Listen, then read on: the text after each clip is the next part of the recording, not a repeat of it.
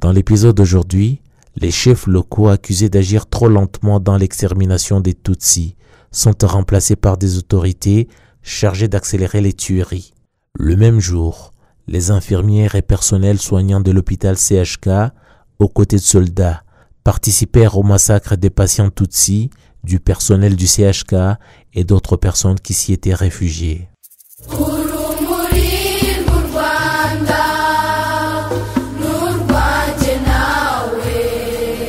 Les faits qui ont marqué l'exécution du génocide le 17 avril 1994. À cette date, le gouvernement génocidaire a nommé de nouveaux préfets qui avaient pour mission d'accélérer la mise en œuvre du génocide dans certaines préfectures. En effet, le 17 avril 1994, le gouvernement génocidaire a pris la décision de limoger certains préfets qui étaient accusés de ne pas exercer assez de zèle pour faire rapidement le génocide. Et ils ont été remplacés par des extrémistes durs, des Hutu-Pawa, qui devaient accélérer la mise en œuvre du génocide dans les préfectures. C'est ainsi que le préfet de Butare, Jean-Baptiste Habyarimana, détenu Tutsi, a été défait. Ainsi que ses collègues Godefroy Ruzindana de Kibungo, ils ont été limogés et tués avec leurs familles. Ruzindana, Godefroy et Hutu. Ont été nommés de nouveaux préfets connus pour l'extrémisme, dont François Carrera dans la préfecture de Kigali-Ngari, Sylvain Samimana à Butare, Anakere Rudakubana à Kibungo, Eri Nyirimbibi à Byumba, Bazir Nsabumugisha à Ruhengeri et le docteur Charles Zirimwabagabo à Gisenyi. Ce même jour, le massacre de Tutsi a eu lieu à la fosse d'Omuhima, près de la cellule Rugenge, à l'endroit appelé CND, et au secteur de Kigali, à l'endroit appelé Centre de Kitari. De nombreux Tutsis furent tués près de cette fosse commune, qui était appelée CND, sous le prétexte que les Nkotani se trouvaient au CND. Dans cette fosse étaient jetés des Tutsis encore vivants, qui étaient venus de Kimihurura et Kimichanga, tout comme ceux de Muhima, qui n'avaient pas pu monter pour se réfugier à l'église Sainte-Famille et au centre pastoral de Saint-Paul. Les corps des victimes, qui étaient tués au centre Saint-Paul et au siège de la jeunesse ouvrière catholique JOC, étaient eux aussi amenés à cette fosse commune. Entre le 15 et le 17 avril 1994, dans le secteur Kigali, à l'endroit appelé Centre de Kitabi, sur le hôtel de Nyamirambo, près du mont Kigali, des Tutsis y ont été également tués. À la même date, le massacre des Tutsis a eu lieu à la communauté des Sœurs de Kalikuta, près de la paroisse Sainte-Famille. De nombreux Tutsis se sont réfugiés dans la communauté des Sœurs de Kalikuta, en dessous de l'église Sainte-Famille. Les Interahamwe ont tué les femmes et les enfants sur place, tandis qu'ils ont amené les autres pour les tuer à la fosse qu'ils appelaient CND. Ces massacres ont été commis par des Interahamwe dirigés par Nyirabagenzi Odette, conseillère du secteur Rugenge, et Angeline Mukandutiye, inspectrice des écoles primaires dans Nyarugenge, qui distribuait des fusils aux Interahamwe, raison pour laquelle son domicile était surnommé État-major. Le massacre des Tutsis a également eu lieu à l'hôpital du CHUK, Centre hospitalier universitaire de Kigali.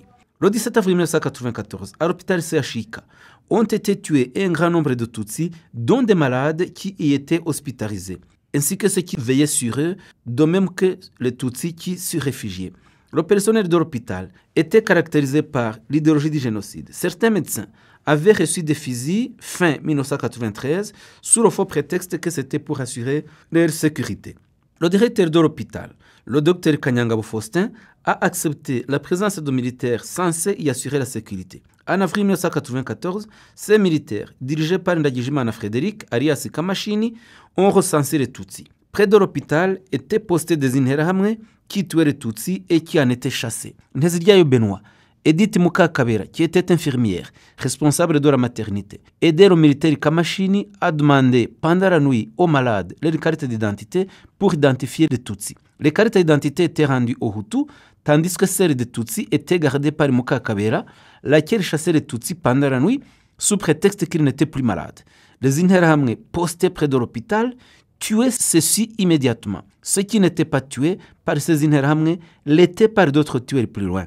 La plupart des Tutsis ont été tués le 17 avril 1994. Des médecins, des infirmiers, des assistants médicaux, des assistants sociaux, ainsi que des employés Hutus de l'hôpital ont eu leur part de responsabilité dans les massacres de Tutsis.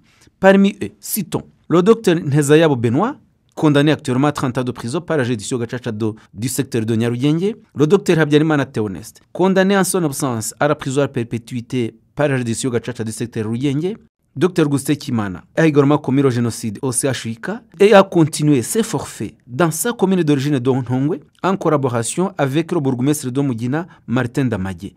Après le génocide, le Dr Kimana a fui en Zambie et il a été l'un des fondateurs des FDLR dans ce pays et il en a été le dirigeant. En Zambie, il a travaillé à l'hôpital de Lusaka. Il y a également le docteur Ernest Muvunandinda, le docteur Laurent Ruboneza et le docteur Bouvengue Gérard qui ont également commis le génocide au centre universitaire hospitalier de Kigali. Parmi les assistants médicaux et les infirmières qui ont participé également au génocide au CHUK, il y a Ndayambaje Stéphanie, qui est née à Gihinga, en district Rutsiro, qui était infirmière et chef du personnel du CHUK.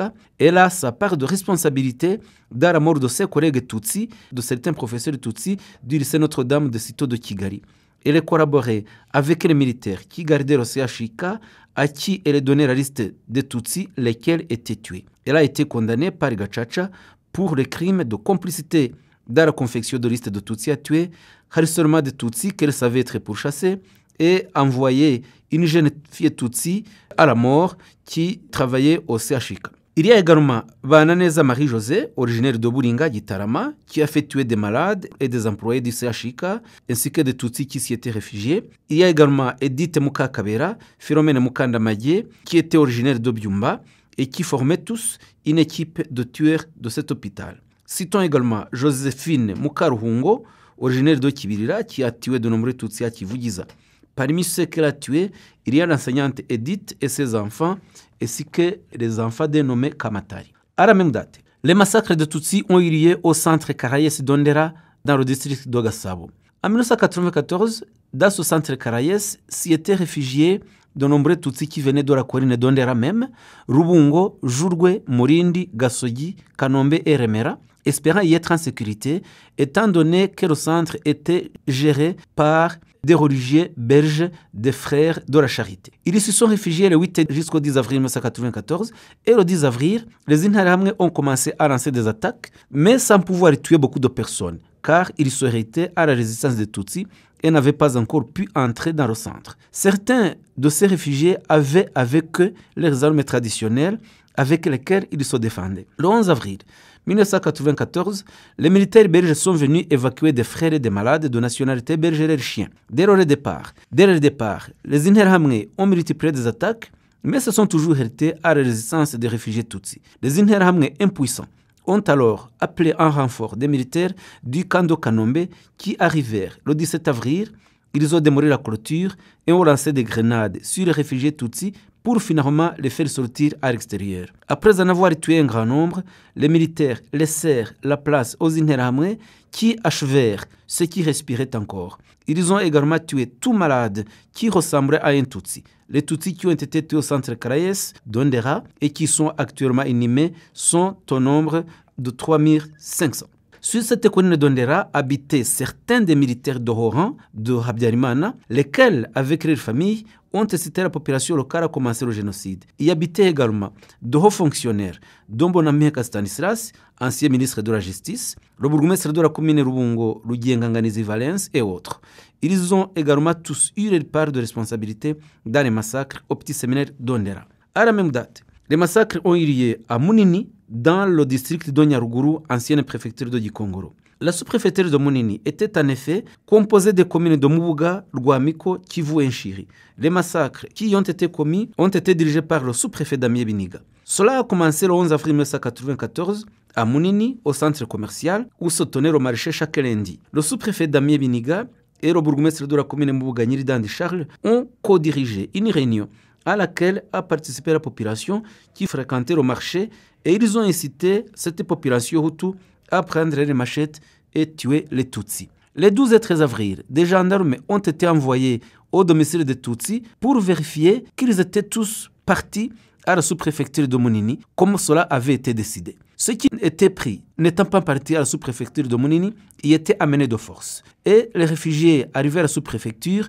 vivaient dans de très difficiles conditions, étant donné notamment qu'ils étaient assoiffés du moment que les canalisations qui les rapportaient de l'eau avaient été sabordées. Le sous-préfet Biniga venaient de temps en temps les observer et se moquaient d'eux. Des Tutsis qui ont voulu s'enfuir au Burundi ont été interceptés par des Interahamwe envoyés par le bourgmestre de la commune Nshiri, Paul Kadogi. Ils ont été ramenés et placés à la sous-préfecture de Munini. Les 16 et 17 avril 1994, les Hutus de Munini, appuyés par des Interahamwe, dont certains avaient tué des Tutsis à Kibero et Kahinda, attaquèrent les Tutsis qui s'étaient réfugiés à la sous-préfecture de Munini et les exterminèrent. Les massacres de Munini ont été commis sous la responsabilité du sous-préfet Damien Biniga, du bourgmestre Charles Nyiridandi, des conseillers de secteur Kibirizi Ndahaya Tanaz, d'Ogisizi Nidendereza et celui d'Ogasave et beaucoup d'autres. À la même date, beaucoup plus loin que Munini, précisément à la commune d'Orwa-Matamu, préfecture de Kibuye, actuel district de Karongi et une partie de Nyamasheke, des Tutsis y ont également été tués. La commune de Rwamatamu est l'une des communes de Kibuye qui était habitée par de nombreux Tutsis. Depuis le 7 avril 1994, les Interahamwe ont commencé à attaquer les Tutsis au domicile de ces derniers. Le 17 avril 1994, un groupe de tueurs a attaqué les Tutsis qui s'étaient réfugiés au bureau communal de Rwamatamu et les exterminèrent. À Rwamatamu, des enfants ont été tués sans pitié. Les femmes ont été violées et des branches pointues introduites dans les organes génitaux pour vraiment faire salir l'image de la femme tutsi. Les massacres ont été commis par des gendarmes venus d'Ogishita et des Interahamwe dirigés par Obedi Ruzinana qui a été condamné par le TPIR à 25 ans de prison. À la même date, les massacres de Tutsis ont eu lieu à Bweyeye, à Rusizi, dans l'ancienne préfecture de Cyangugu. En effet, Bweyeye est une localité entourée par la forêt de Nyungwe, proche du Burundi. À Bweyeye, à l'intérieur de l'église de la DPR, des Tutsis y avaient été rassemblés. À partir du 7 avril, ils avaient commencé à fuir et se cacher dans cette église de la DPR. Dans la nuit du 12 avril 1994, ils ont subi une première attaque lancée par des Interahamwe qui venaient les tuer, mais ils ont réussi à pousser ces Interahamwe. Après avoir tué deux Tutsis, Nyirihindo Augustin et Mukakarera Petronile, qu'ils ont traînés en dessous de l'église. Le 17 avril 1994, à 9h du matin, les Tutsis de la DPR furent à nouveau attaqués par des tueurs venus en force et ont pu les exterminer parce qu'ils étaient appuyés par des militaires. À la même date, le massacre a également eu lieu à Kayonza, secteur Nyamirama, et au Lac Ruramira, à Kabazeyi, dans le district de Rwamagana, ancienne préfecture de Kibungo. Entre le secteur Nyamirama et Ruramira, il y avait un barrage, dans lequel ont été jetés de nombreux Tutsis, évalués entre 2500 et 4000 personnes. Ils y ont été jetés pendant la période du 9 au 17 avril 1994, et la plupart habitaient Nyamirama et Ruramira. Chaque cellule avait au barrage ses représentants. Parmi les tueurs qui en étaient originaires, plusieurs d'entre eux ont pu participer dans ce grand massacre. Il faut dire aussi que les Tutsis avaient commencé à s'y rassembler entre le 12 et 13 avril 1994 et les tout premiers qui ont été tués le furent sous la responsabilité de Rusine Jean Bosco, directeur de l'école primaire d'Orgweru. Au secteur Kaduha, le 17 avril 1994, entre 300 et 400 Tutsis y ont été massacrés. Ceux-ci ont été tués à l'arme traditionnelle, arc à flèche, machette, gourdin, clouté et autres. Actuellement, dans le barrage de Ruramira, les corps y ont été enlevés pour être enterrés en dignité et il est prévu d'y construire un site mémorial.